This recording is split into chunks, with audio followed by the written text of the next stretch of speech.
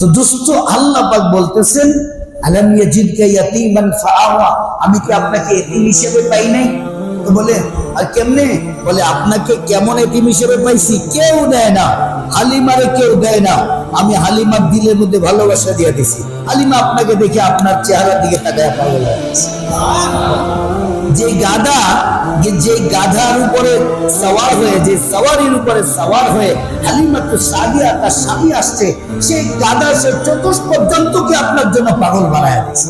সেই চতুষ্পদ জন্তু আপনাকে দেখে সেজদা দিয়ে দিছে, সেই চতুষ্পদ জন্তু আপনাকে দেখা সেজদাতে শুকর দিয়েছে, দিছে যে আমি প্যারা নবী সৈয়দুল কওনাইন ইমামুল মুরসালিন খাতামুন নবিয়্যিন শফিউল মুজতাবিন রাহমাতুল লিল আলামিন বাশীর ওয়া নাযীর দাঈ ইলা আল্লাহ সিরাজাল মুনীরা মুহাম্মদ ইবনে আব্দুল্লাহ মুহাম্মদুর রাসূলুল্লাহ সাল্লাল্লাহু আলাইহি ওয়াসাল্লামের মতো আখিরি জামানার নবী, সবচেয়ে দামি নবী, কুল কায়নাতের মধ্যে দামি মানুষটাকে আমার পিছে সওয়ার করানোর জন্য সুযোগ হয়ে গেল, তৌফিক হয়ে গেল। আমি ধন্য যেন রাসূলের চেহারার দিকে তাকায়া ওই খচ্চর বা গাধা যেটাই বলেন, সে নগদের তিনটা সিজদা, সিজদাতে শুকর আদায় করেছে। আলাম ইয়াজিদকা ইয়াতীমান ফাআওয়া। এরপরে আপনি বলবেন যে আমি আপনারে ভুলে গেছি, আল্লাহ সব খোটা দিচ্ছেন না। বলে হুজুর আল্লাহ খোটা দিচ্ছেন? না না না, আল্লাহ স্মরণ করায় দিচ্ছেন।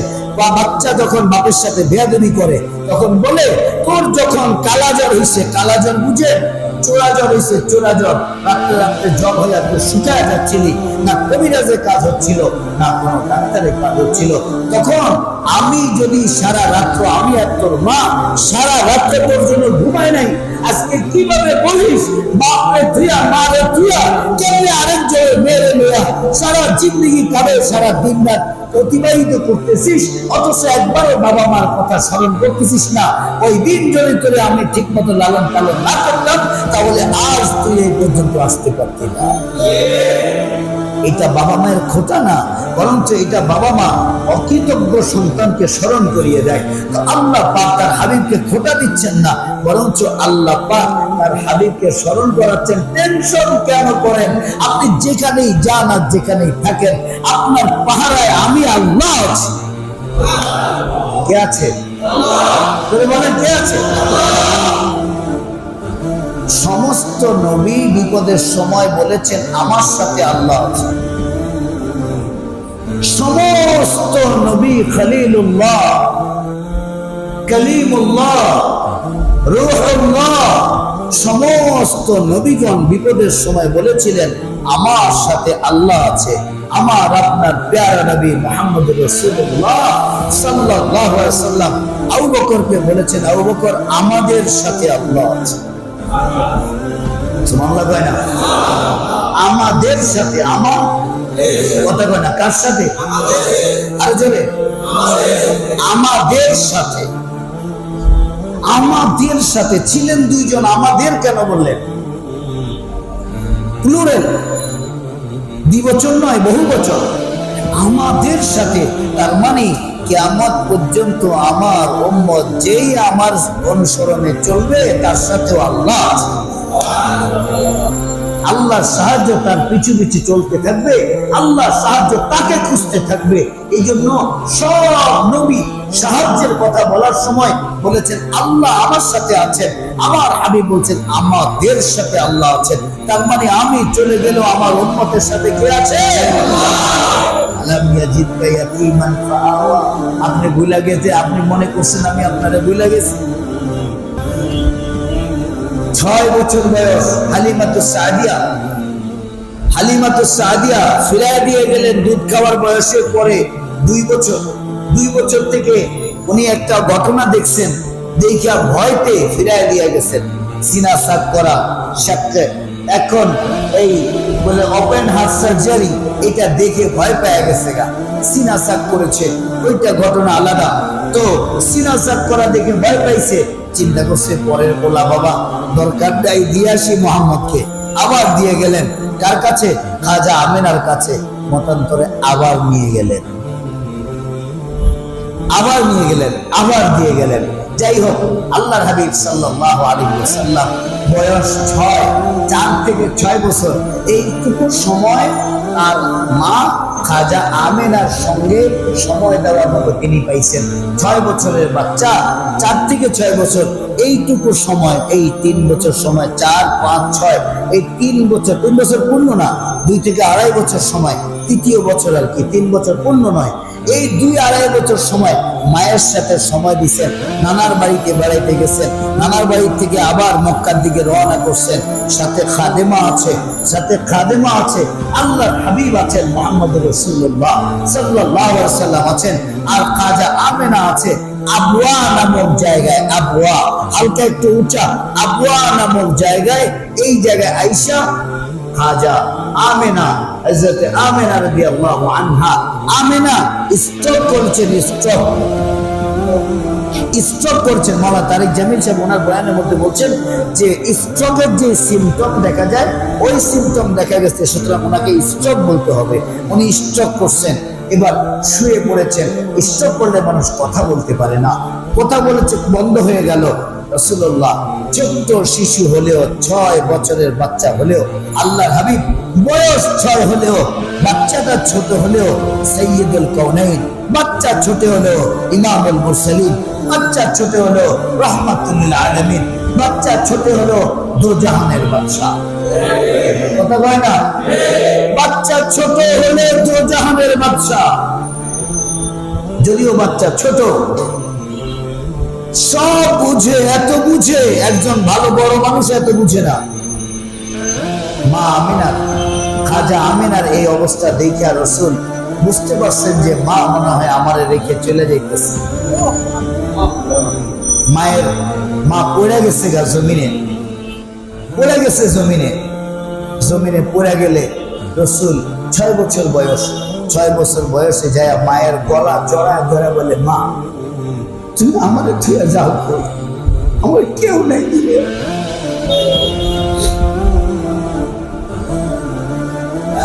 দুনিয়াতে আমার কেউ নাই। এবার আপন বলতে, মা তুমি শুধু ছিলে, তুমি চলে যেতে সেই সময় কিছু দেওয়া। আল্লাহ, মায়ের অবস্থা দেখা রাসূল কাঁদতেছিলেন, আর মা তো কোনো শব্দ করতে পারছেন না, যেহেতু উনি কোনো শক্তি পাচ্ছেন না। তো উনি পুরো শরীরের শক্তি দিয়া খালি একটা শব্দ বলেছেন, শুধুমাত্র একটা ওয়ার্ড উচ্চারণ করছে, একটা বাক্য উচ্চারণ করছে, ইন্নী ওয়ালাদতু তাহুরা। মুহাম্মদ, তুমি টেনশন করো না, চিন্তা করো না, আমি তোমাকে পবিত্র সন্তান হিসেবে জন্ম দিয়েছি। তুমি কেন টেনশন করছো মুহাম্মদ? তোমাকে তো কাবার মালিক দেখবে, তুমি তো অপবিত্র সন্তান নয়, তুমি পবিত্র সন্তান, তুমি গর্ব করার মতো সন্তান। এর মধ্যে মা হাত্তাল বারাদ, ঠান্ডা হয়ে গেলেন, জান চলে গেল, আল্লাহর সান্নিধ্য অর্জন করে চলে গেলেন। রাসূল বুঝতে পারছেন, 6 বছরের বাচ্চা হলেও বুঝতে পারছেন যে আমি মা হারা হয়ে গেলাম। এক দৌড়ে মায়ের সুখে পাহাড়ের পাহাড়ের উচ্চাঙ্গে, উঁচু শিখরে, পাহাড়ের আরেকটা পাহাড়ের অন্তরালে, একটা পাহাড়ের অন্তরালে আরেকটা পাহাড়, ওই পাহাড়ের উঁচু শিখরে যায় বলে, মালিক আমার কেউ নাই, শুধু মা ছিল, মাকে তুমি নিয়ে গেলে, আজ তুমি ছাড়া আমার কেউ। আল্লাহর হাবিব কাঁদতেছিলেন, খাদেমা খুঁজতেছিলেন, শুধুমাত্র একজন মহিলা আছেন, হযরত খাজা আমেনাকে কবর দেওয়ার মতো আর কেউ নেই। উনি ওখানে কবর দিয়ে দিলেন, খাজা আমেনাকে।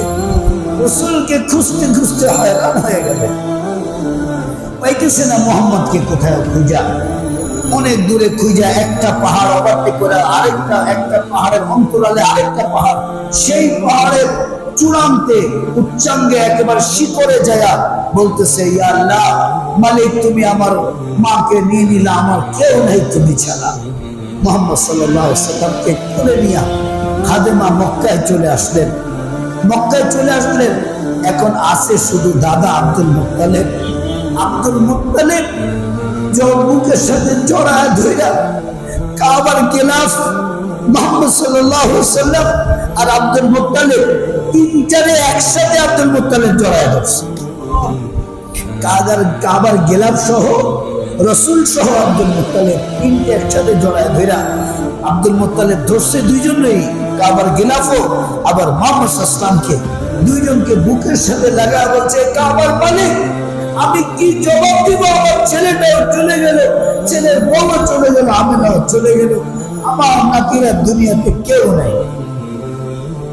হাঁটি হাঁটি পা পা করে দাদার সাথে চলছেন, 8 বছর বয়স। আল্লাহ কয়, আলাম ইয়াজিদকা ইয়াতীমান ফাআওয়া, আমি কি আপনাকে এতিম অবস্থায় পাই নাই? আর আমি কি আপনারা আস্তে আস্তে হাঁটি হাঁটি পা পা করে লালন পালন করে আপনাকে উপযুক্ত বানায় নবতি দেই নাই? বলেন দিছেন কিনা?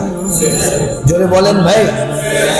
আল্লাহ হাবিব সাল্লাল্লাহু তাআলা আলাইহি ওয়াসাল্লাম 8 বছর বয়সে যখন আব্দুল মুত্তালিব মারা যান, তখন বুঝতে পারছেন যে দাদারেও হারাই ফেলছে।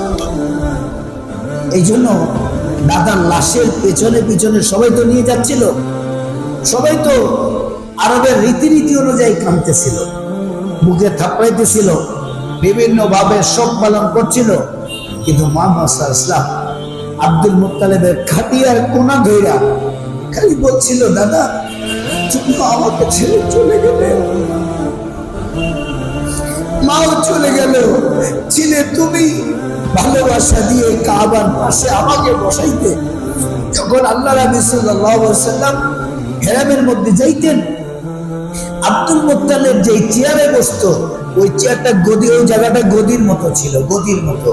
ওই উঁচা জায়গায় বসতো, মাকাম ইব্রাহিমের পাশে উঁচা জায়গায় বসতো, আর ওই জায়গায় কেউ বসতে সাহস পাইতো না। আব্দুল মুত্তালিব যেখানে বসে সেখানে আর কেউ বসতে পারে?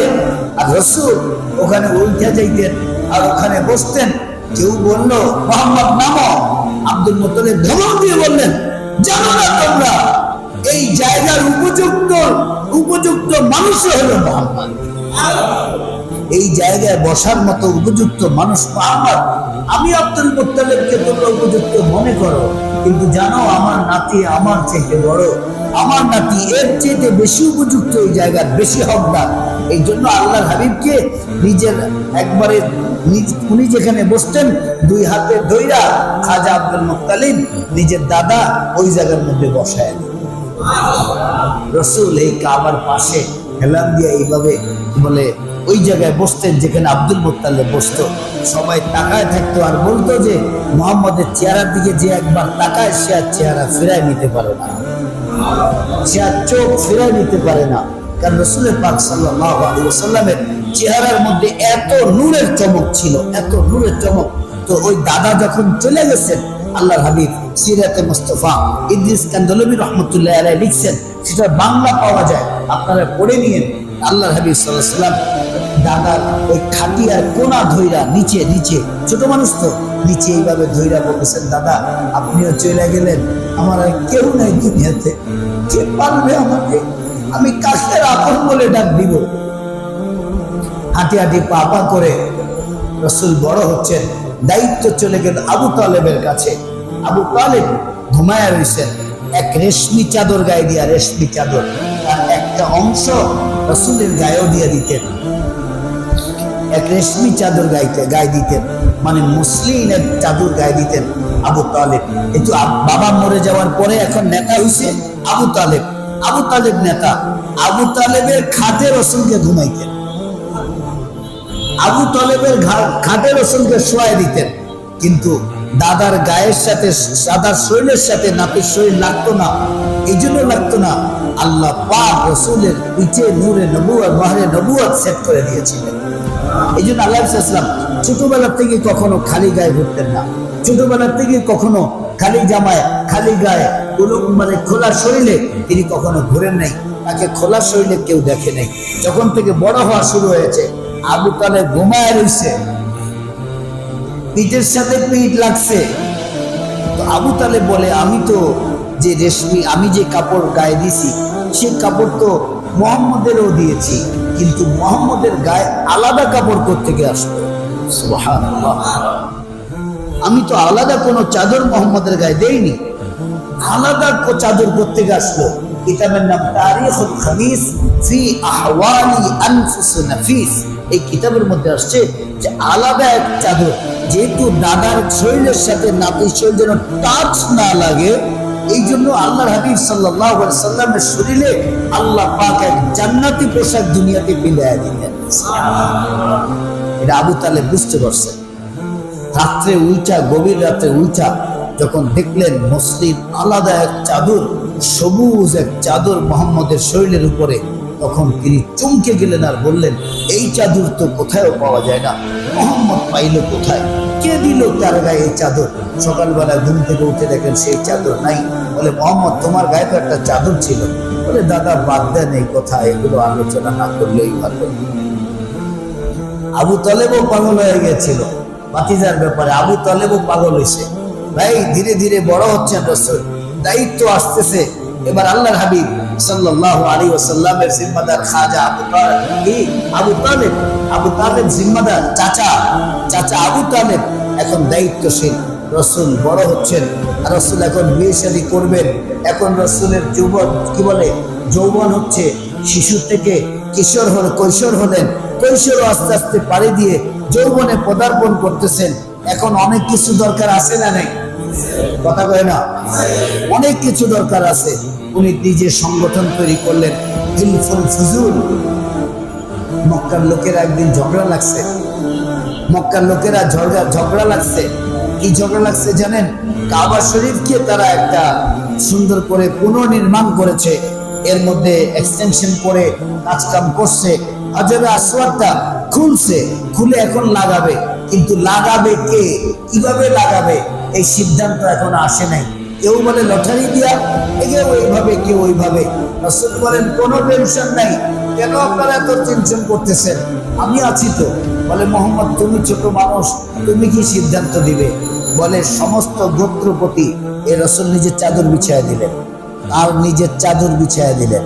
রাসূলের চাদর বিছায়া দিয়া বলছেন, সব গোত্রের লিডাররা আসেন, সব লিডাররা কোনায় ধরেন, আর এটাকে উঠান, হাজর আসওয়াদকে পাশে নিয়ে যান, কাছে নিয়ে যান, আর এরপরে ওখানে বসায় দেওয়া হয়। সবাই মিলে চাদর নিয়ে ধইরা সবাই শিরকতের সাথে, সবাই তার মধ্যে শিরকত করলো। হাজর আসওয়াদকে সেখানে বসিয়ে দেওয়া হলো, আর হাজর আসওয়াদের জায়গায় যেখানে বসাইছে ওই জায়গায় বসানো, যেখানে বসানো ছিল সেখানে বসানো হয়েছে। রাসূলের এক সিদ্ধান্ত, সবাই অবাক হয়ে গেলেন। এই ছেলেটা তো স্বাভাবিক ছেলে না, এই ছেলের মধ্যে মাথায় গিলু আছে, বুদ্ধিমান ছেলে। তিনি সংগঠন করলেন হিলফুল ফুজুল। অনেক চৌকুশ ছিলেন, 11 বছর বয়স। চাচার সাথে গেছেন সিরিয়া যাচ্ছেন, পাদ্রীর সাথে দেখা। ভাই শুনতেছেন তো আমার কথা? কষ্ট হচ্ছে? কথা বাদ দিয়ে দিব?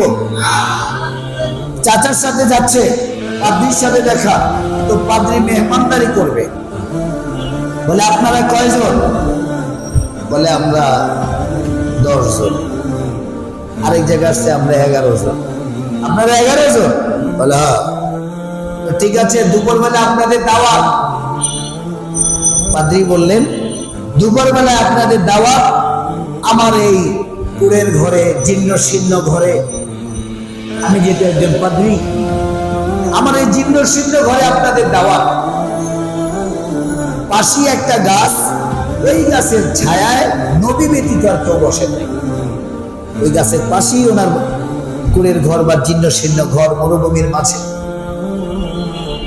দাওয়াত যখন পাইলেন, আবু তালেব সহ ব্যবসায়ী কাফেলা 9 জনই চলে গেলেন। মুহাম্মদ সাল্লাল্লাহু আলাইহি ওয়াসাল্লামকে বললেন, মুহাম্মদ ভাতিজা, তুমি একটু সবগুলো পাহারা দাও। পোলাপাইন মানুষ, বয়া বয়া পাহারা দাও, আমরা যাইয়া খাইয়া আই, আমরা যাই দাওয়াতটা খাইয়া আসি। এই মরুভূমির মাঝে দুপুর বেলায় খাসি বুনা কে দেয় বাবা? আমরা যাই খাইয়া আসি। যাওয়ার পরে বললেন, আপনারা কয়জন? বলে, 10 জন। মতান্তরে 11 জন, মতান্তরে 9 জন। যাই হোক, আপনারা যে কয়জন ছিলেন, একজন তো কম আছে। বলে, হ্যাঁ, একজন তো কম আছে। বাচ্চা মানুষ তো, আমার ভাতিজা, ওই ভাতিজাকে রাইখা আসলাম। ছোট মানুষ, সবকিছু পাহারা দিক, এই জন্য তাকে রেখে আসলাম, আমরা চলে আসলাম। আহা, যার জন্য দাওয়াত দিলাম সে তারই তো আপনারা আনেন নাই। সুবহানাল্লাহ। আমাদের চাঁদপুরের আঞ্চলিক ভাষায় একটা কথা বলে, যার জন্য সিন্নি খাইলি মোল্লা চিনলি না। কথা কয় না? যার গতিকে, আমাদের কথা, আমাদের আঞ্চলিক ভাষা, যার গতিকে সিন্নি খাইলি মোল্লা চিনলি না। বলে আয় হায়, যেই মোল্লার কারণে, যেই মোল্লা মিলাদ দেওয়ার কারণে সিন্নি হয়েছে, ওই মোল্লারে থুয়াই তুই বতর বতর শুরু করে দিছে। তো আবু তালেব বলতেছেন, কোন কি আপনি? বলে হ্যাঁ, মুহাম্মদের জন্যই আপনাদেরকে দাওয়াত দেওয়া হয়েছে। আবু তালেব বলে, আমার ভাতিজার নাম যে মোহাম্মদ, আপনি জানলেন কেন? আমার ভাতিজার নাম যে মোহাম্মদ, আপনি জানলেন কেমনে? বলে আরেক নাম আছে আহমেদ, আরেক নাম আছে তাহা, আরেক নাম আছে ইয়াসিন, আরেক নাম আছে মুদ্দাসসির, আরেক নাম আছে মুজাম্মিল, আরেক নাম আছে তাসিম মিম, আরেক নাম আছে আলিফ লাম মিম, আরেক নাম আছে নুন ওয়াল কালামি ওয়া মা ইয়াসতুরুন। বলে এইগুলো আপনি কেমনে জানেন? আমার 14 গোষ্ঠীও শুনে নাই। বলে আপনার 15 গোষ্ঠীও শুনবে না, সব কিতাবের মধ্যে আছে। সুবহানাল্লাহ। আপনি কেমনে জানলেন আমার না, আমার ভাতিজার নাম এত কিছু? বলে আনেন। আনার পরে বললেন, যাচ্ছিলেন কোথায়? রাসূল আসলেন, পাদ্রীর ঘর চমকায় গেল। আর পাদ্রী বুঝতে পারলেন যে আল্লাহর হাবিব সাল্লাল্লাহু আলাইহি সাল্লাম আসার কারণে পাদ্রীর ঘরের উপরে এক মেঘের বড় একটা চাকা, মেঘমালা এসে, মেঘের এক পাহাড়ের মতো একটা মেঘ এসে তাদের সবাইকে ছায়া দিতে শুরু করলো। আবু তালেবকে পাদ্রী ডাইকা বললেন, ইয়ো দেখেন না চোখে? বলে কি? এখন তো গরমে আদা সিদ্ধ হাফ বয়েল হয়ে গেছিলেন গা, আর এখন দেখছেন ঠান্ডা লাগে? বলে হ্যাঁ ঠান্ডা লাগে। এটা আপনার ভাতিজার কারিশমা, এটা আপনার ভাতিজার কারিশমা। আপনার ভাতিজা যেখানে যাবে, আসমান জমিন আরশ কুরসি লৌহ কলম সারা কায়নাত আপনার ভাতিজার খেদমতে লেগে যাবে। যাচ্ছিলেন কোথায়? বলে সিরিয়া যাচ্ছিলাম। যান, ওরে নিয়ে আর যাবেন না, ফিরে চলে যান, সমস্যা আছে। কারণ আজকের এই সময় তাকে কিছু ইহুদিরা হত্যা করার জন্য খুঁজতেছে। এই কথাটা আবু তালেবকে বলে নাই তিনি, তার নিজের মনে মনে ছিল, পাদ্রীর মনে মনে ছিল। বলে যান, দ্রুত ত্যাগ করেন, দ্রুত আপনারা মদিনার মক্কার উদ্দেশ্যে আবার রওনা করেন। আপনারা এই সফর বাতিল করেন। সফর বাতিল করে, ভাতিজার জন্য সফর বাতিল করে আবু তালেব আবার মক্কায় চলে আসলেন। কিছুক্ষণ পরে সফর বাতিল করে আবার যখন রওনা করছেন, অদূরে চলে, একটু দূরে চলে গেলেন, চোখের আড়ালে, বেশি দূরে না কিন্তু চোখের আড়াল হয়ে গেল।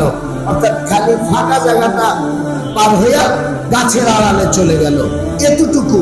এর মধ্যে 7 জন ইহুদি দ্রুত গতি ঘোড়া, র্যাপিড অ্যাকশন ব্যাটালিয়ন, এই র্যাপিড অ্যাকশন ব্যাটালিয়ন 7টা দ্রুত গতি ঘোড়া, দ্রুতগামী ঘোড়া নিয়ে হাজির। আইসা বলে, পাদ্রী। বলে কি? ঠিক কথা তো আদো বাকলাক নাই তুমগো, নামো। চেতকা মিয়া, ঘোড়ার মধ্যে বয়া বয়া চেতকে, নামো। কি হচ্ছে? কিচ্ছু হয় নাই। নামো। এখানে একটা বালক আসছিল, একটু আগে এখানে একটা বালক ছিল। কারে মিয়া নামো না, চেতকে। আমি দুধ দহন করছি, একটু দুধ পান করো। পাশে কুয়া আছে, আমি একটু পানি এনে দেই, পানি পান করো, দিমাগ ঠান্ডা করো, তারপরে বলো তোমার কি প্রয়োজন। ও ঠিক এই ভাষায় কথা বলতে পারে না। পাদ্রী যখন এই কথা বললেন, আর পাদ্রী এই অবস্থা দেখো তারাও একটু নরম হয়ে গেল। 7 জন নেমে গেল। 7 জন নেমে এরপরে বলছে, দুধ পান করলো, পানি পান করলো। এখন দানা পানি পেটে গেলে কি আর রাগ থাকে? কথা কয় না, আরেকটা কয় না। কিন্তু দানা পানি যখন পেটে যায় তখন তো আর রাগ থাকে না, রাগ চলে যায়। এবার 7 জন খাইয়া পান কইরা স্যাটিসফাইড। এখন রাগও ঠান্ডা, মেজাজও ঠান্ডা, পেট ঠান্ডা, দিমাগ ঠান্ডা। পেট যেহেতু ঠান্ডা, দিমাগ ঠান্ডা। এখন বলছে কি খুঁজছো? আল্লাহ বলেন, আলাম ইয়াজিদকা ইয়াতীমান ফাআওয়া, আলাম ইয়াজিদকা ইয়াতীমান ফাআওয়া। আমি আপনারা কেমনে হেফাজত করছি? আপনি এদিন ছিলেন না? আমি আপনার লালন পালন করি নাই? আল্লাহু আকবার। এখন সাতজন পাদ্রীর কয় এখানে যে মোহাম্মদ নামে এক ছেলে আসবে, বাচ্চা 11 বছরের, জানলা কেমনে? কিতাবে আছে, চৈতন্য কিতাবে আছে, জানলা কেমনে? বলে কিতাবে আছে। বলে এখানে আইব জানলা কেমনে? বলে কিতাবে আছে।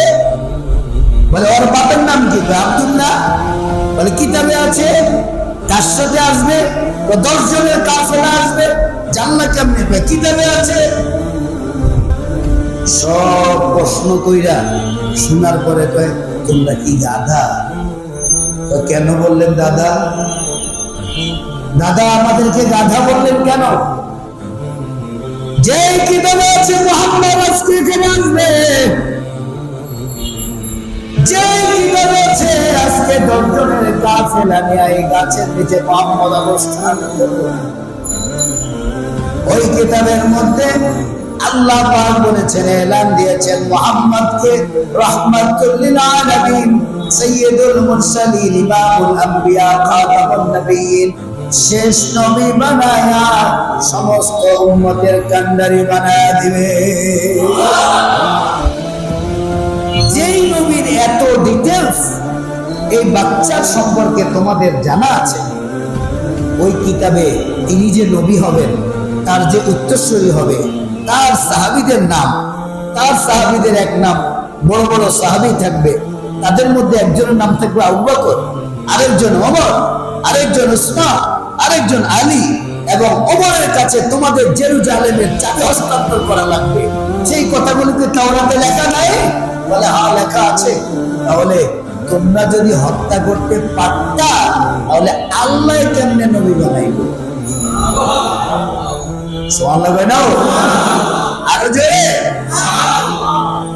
উনকি মাথায় করোনাকালীন তো কয়েকজন গরুর,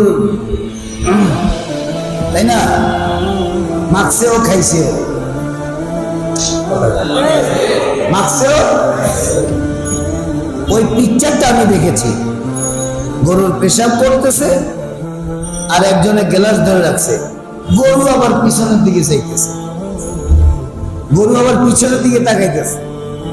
গরু কি করে জানেন? গরুর ভাষা তো আমরা বুঝি না, তো গরুর পিছনের দিকে তাকাইতে, তুই তো আমার থেকে গরু রে,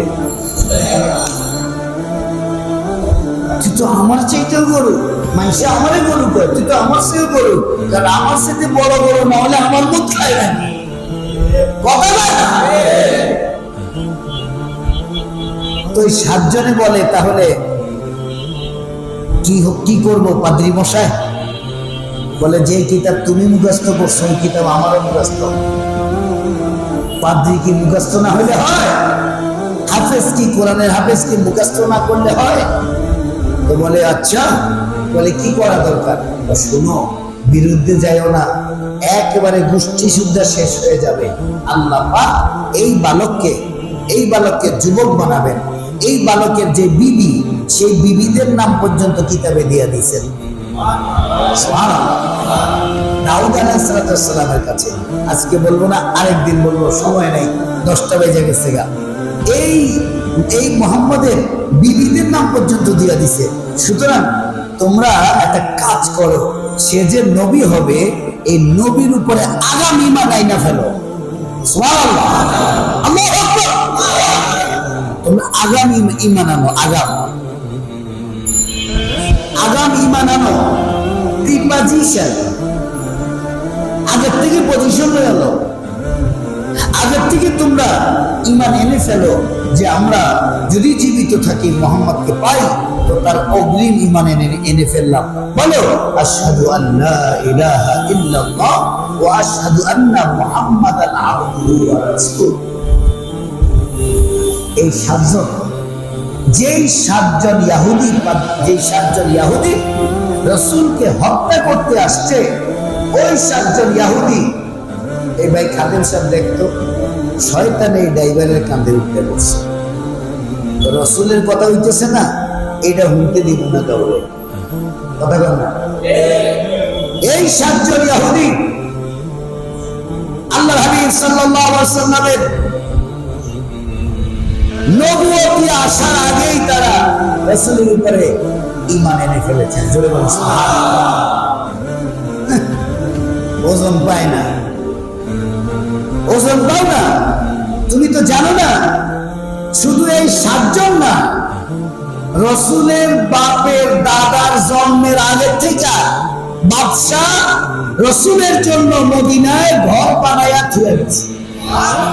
হুজুর আমরা ঘটনা কইলেন, আমরা আবু তাহের সাহেব আমার এই ঘটনা খুব মজা করে কইতে পারি। রাসূল পাক সাল্লাল্লাহু আলাইহি ওয়াসাল্লাম মদিনায় আসবেন, সেই মদিনায় থাকবেন। ওই মদিনায় আয়েশা যে তিনি বসবাস করবেন রাসূলের দাদার জন্মের আগে। সুবহানাল্লাহ বলেন। রাসূলের দাদারও জন্মের আগে, এত আগে ওই বাদশা রাসূলের জন্য বাড়ি বানায়া চাবি দিয়ে গেছেন, তালাও দিয়ে গেছেন, চাবিও দিয়ে গেছেন। আর সেই চাবি আবু আইয়ুব আনসারী রাদিয়াল্লাহু তাআলা আনহু তিনি chain by chain, step by step দায়িত্ব পাইতে পাইতে পাইতে পাইতে উনি পর্যন্ত আসছেন। আবু আইয়ুব আনসারী রাদিয়াল্লাহু তাআলা এই চাবি ছিল ওনার বাবার কাছে, তার দাদার কাছে, তার দাদার কাছে, তার দাদার কাছে, এইভাবে ওনাদের পরদাদার কাছে চাবি ছিল। সেই চাবি ধারাবাহিকতায় আবু আইয়ুব আনসারী রাদিয়াল্লাহু তাআলার কাছে আসছে। আবু আইয়ুব আনসারীর বাড়ি ওইটা না, এটা রাসূলের বাড়ি ছিল। সুবহানাল্লাহ। কিও রাসূলুল্লাহ সাল্লাল্লাহু আলাইহি ওয়াসাল্লাম জন্মের রাত থেকে রাসূল হাদিয়া পাইছেন। সুবহানাল্লাহ। কি হাদিয়া? কি হাদিয়া? বাড়ি হাদিয়া। কথা আল্লাহর হাবিব সাল্লাল্লাহু আলাইহি ওয়াসাল্লাম জন্মের আগে থেকে হাদিয়া পাইছেন, বাড়ি, গোটা বাড়ি হাদিয়া রাসূলের জন্য। সুবহানাল্লাহ। আল্লাহ বলেন আলাম ইয়াজিদকা ইয়াতীমান ফাআওয়া। আল্লাহু আকবার। 7 জন মুসলমান হয়ে গেল, আগাম মুসলমান। কি মুসলমান? কথা কয় না, কি মুসলমান? আগাম মুমিন। কি মুমিন? আগাম মুমিন। রাসূলের কাছে এখনো কোরআনে কারীম আসে নাই, রাসূলের বয়স এখনো 40 হয় নাই। 11 বছর বয়সে 7 জন ঈমান এনে বসে আছে। সুবহানাল্লাহ। আল্লাহ পাক এইরকম জায়গায় জায়গায় জায়গায় জায়গায় জায়গায় জায়গায় হেফাজত করছেন। এরপরে যখন কিতাব আসছে তখন তো মিলাদুন নবী নেই, তখন হয়েছে সিরাতুন নবী। কথা কয় না, কথা কয় না, কথা জোরে কথা বল না কেন? তখন কি মিলাদুন নবী না সিরাতুন নবী? এবার আল্লাহ বলেন আলাম ইয়াজিদকা ইয়াতীমান ফাআওয়া। হাবিব, আমি কি আপনাকে এতিম পাই নাই? আপনাকে লালন পালন করি নাই? এরপরে ওয়াওয়াজাদাকা দাল্লান ফাহাদা।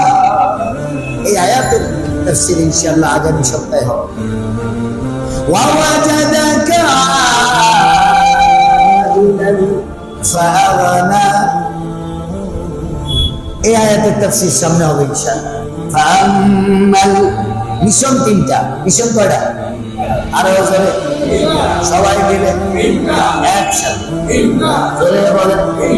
ফাআম্মাল ইয়াতীমা ফালা তাকহার ওয়া আম্মাস সাইলা ফালা তানহার ওয়া আম্মা বিনি'মাতি রাব্বিকা ফাহাদ্দিস। সাদাকাল্লাহ। এই মিশনের কথা বলবো। আল্লাহ পাক এই কয়টা কথা রাসূলকে এইভাবে কেন বললেন, এটার একটা কারণ আছে। এই ছোট্ট কথাটুকু বলেই আজকের কথা এই পর্যন্ত মুলতবি থাকবে ইনশাআল্লাহ। আল্লাহ পাক সূরাতুদ দুহা নাযিল কইরা পিছনের এতগুলো কথা স্মরণ করায় দিয়া কোরআন দিছেন, আবার বিবি দান করেছেন। মালদার বিবি, পয়সাওয়ালা বিবি। এতগুলো কথা আল্লাহ পাক কেন বললেন? সুন্দরী বিবি দিচ্ছেন, এটাও কেন বললেন? বলে মক্কার কাফেররা রাসূলকে 3টা অফার করছে। কথা বল না, আপনারা ঘুমায় গেছেন বুঝি? এই তো কথা শেষ, তো ছেড়ে দিব তো, কম তো লাগে। উঠে গেলে মুরব্বী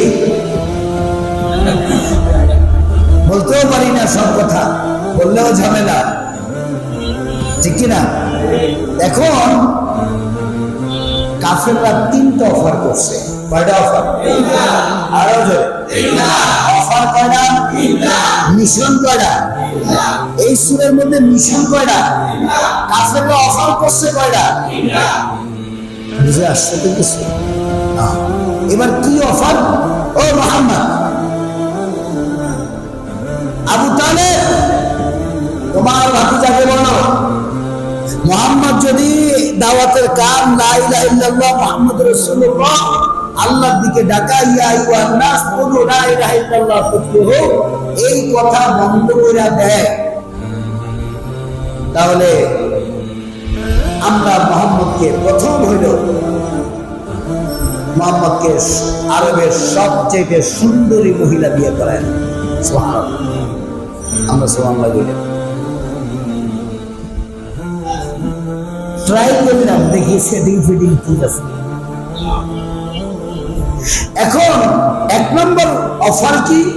সুন্দরী বিয়ে করিয়ে দিব। 2 নম্বর অফার, মুহাম্মদ তোমাকে মালদার বানায় দেব।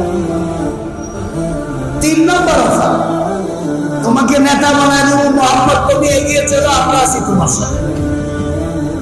পরে বাদামের ঠোঙ্গা ফুটলে চারপাশে দেখবে মুহাম্মদ একা খাড়ায় রয়েছে, আর কেউ নেই। এরা তো সব কাফের আর মুশরিক, কথা কয় না? এরা সব কি? 3টা অফার করছে কি করে নাই? কয়টা অফার? 1 নম্বর সুন্দরী মেয়ে বিয়ে করায় দিবে। 2 নম্বর কথা কয় না, মালদার বানায় দিবে, এমন চাঁদা উঠাবে, এমন চাঁদা উঠাবে ফুটপাতের শুরু করে গাছতলাতে 10 তলা, সব জায়গার থেকে চাঁদা তুললে তোমার ধনী বানায়।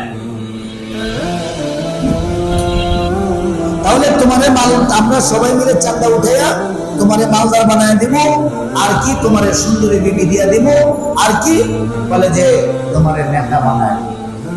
আল্লাহ পাক এখানে 3টা জবাব দিয়ে দিলেন। 1 নম্বর কথা, ফাআম্মাল ইয়াতীমা আলাম ইয়াজিদকা ইয়াতীমান ফাআওয়া, আপনি এতিম ছিলেন না, আপনার লালন পালনের ব্যবস্থা আমি করছি না? বলে হ্যাঁ। বলে তাহলে আপনার নেতা বানান দরকার নাই, নেতা আমি আপনারে বানাই দেব। সুবহানাল্লাহ কয় না? ওয়া ওয়াজাদাকা দাল্লান ফাহাদা, আপনার কাছে বিশ্ব পরিচালনা করার জন্য আমি কিতাব দিয়ে দিব। সুতরাং আপনারা তো খালি আরবরা নেতা বানাইতে চাইছে, আমি 30 পারা কোরআন দিয়ে দেব। খালি আপনি নেতা হবেন না, আপনার সাহাবীরা নেতা হবে না, কিয়ামত পর্যন্ত আপনার অনুসারীরা সারা দুনিয়ার মধ্যে নেতৃত্ব দিবে।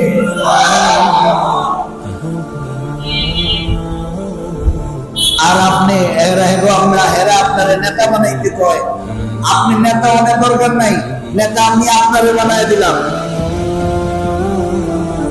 আপনার সুন্দরী বউ দিব কয়, ওয়া ওয়াজাদাকা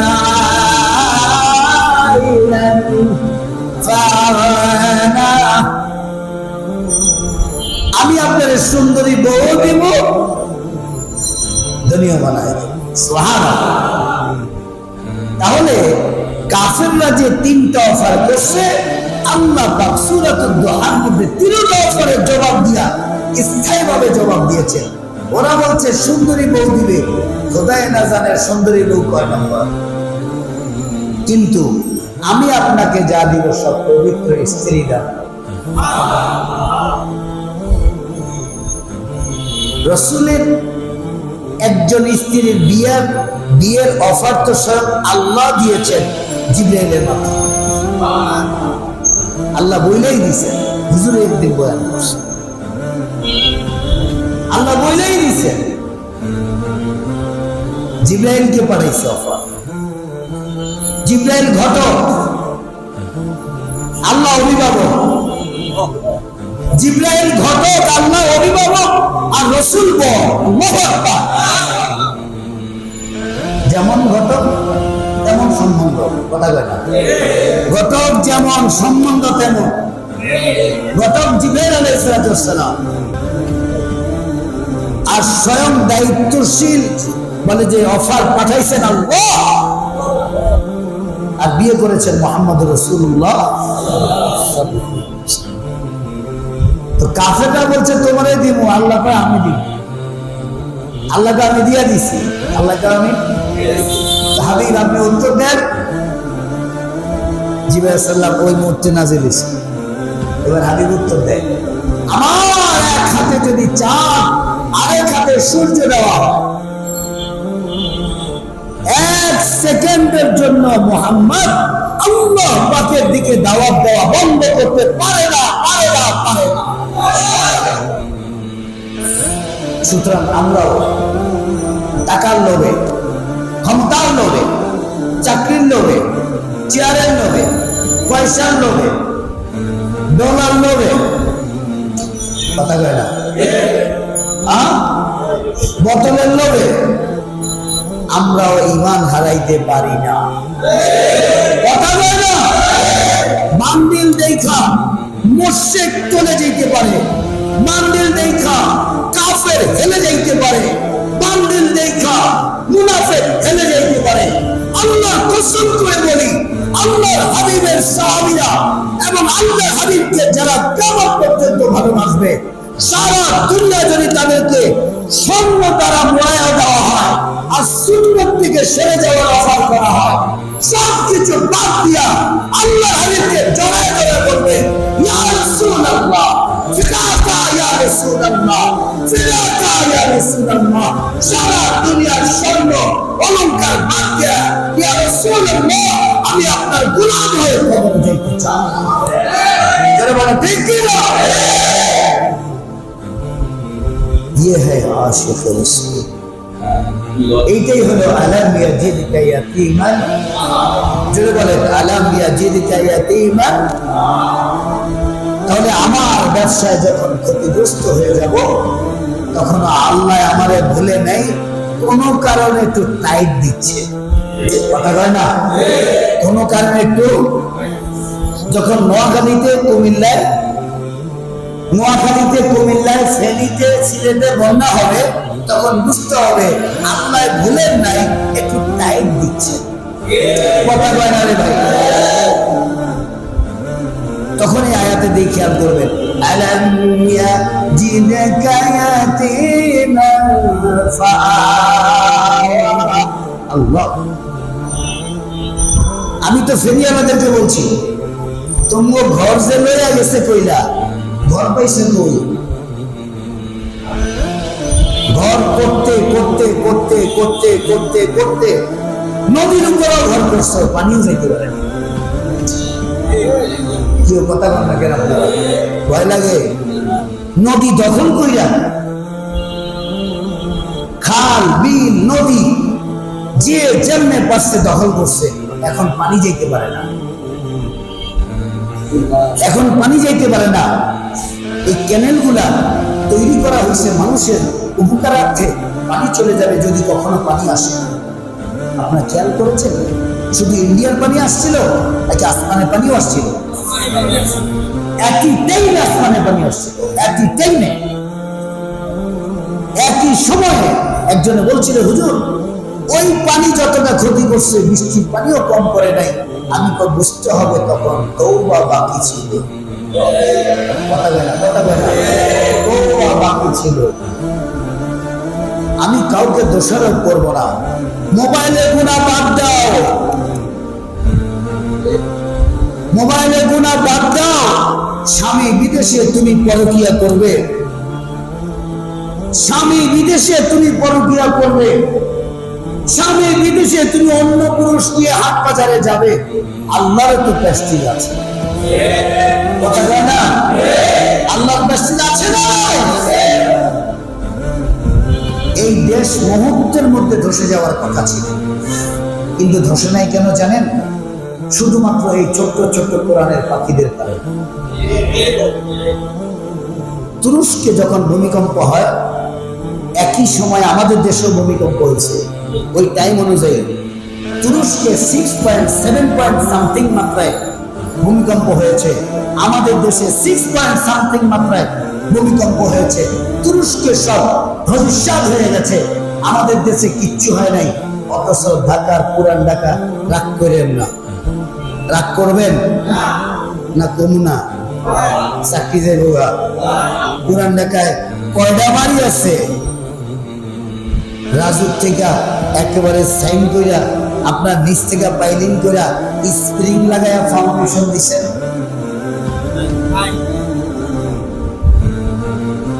চিন্তা করেন, আল্লাহ না করুক একবার যদি একটু চালনে দিয়ে দেয়, আল্লাহ পাক জোরে ধাক্কা দেয়, তাহলে এই ঢাকার জমিন থেকে লাশ বের করার কোনো রাস্তা পাবে না। তাহলে এই ঢাকা শহর, এই দুর্বল দুর্বল বিল্ডিং, কিছু নতুন বিল্ডিং হচ্ছে সবল, কিন্তু আগের পুরনো পুরনো দুর্বল বিল্ডিং, যে পাশে দিয়ে হাইটা যায় ওর ভয় লাগে, যে খায় আর ভয় লাগে। কথা কয় না? যে থাকে তার কলিজা শক্ত হয়ে গেছে, তার কলিজা কি হয়ে গেছে? সিঁড়ি উঠার সময় সিঁড়ি লড়ে। মাফ করেন আপনারা, গেছিলাম ওইদিকে এক জায়গায়, একবার ইতে দাওয়াত দিছে, উঠার সময় সিঁড়ি, আমি তো ভাই আয়া পড়ে উঠে পড়েন না। আমি কই ভাই তারে উঠে পড়েন মেয়া, মরণ বাঁচন আল্লাহ রাখে। আমি কই হায় হায়, এর থেকে দাওয়াত খেতে আয়া বুঝি পারেন না। আমি জন্মের পর থেকে সিরিয়ালের মিল হেফাজত করছেন কে? শুধুমাত্র এই কোরআনে কারীমের কারণে। এই জন্য আপনারা এই মাদ্রাসাগুলোর দিকে খেয়াল রাখবেন না ইনশাআল্লাহ। আল্লাহ পাক আমাদেরকে তৌফিক দান করেন। অনেক লম্বা চওড়া কথা হলো, কষ্ট পেলে মাফ করে দিবেন তো ইনশাআল্লাহ। আগামী জুমায় সিরাতে মুস্তাফার বাকি অংশগুলো আমরা সূরাতুদ দুহা এক এক করে এক একটা আয়াতে এক একটা সংবাদ দরকার হবে ইনশাআল্লাহ। আল্লাহ যতটুকু বলার চেষ্টা করব বলতে, রব্বে খোদাওয়ান তৌফিক দান করেন। আমা আলাইনা ইল্লাল বালাগ। আল্লাহুম্মা সাল্লি আলা মুহাম্মাদ ওয়া আলা আলি মুহাম্মাদ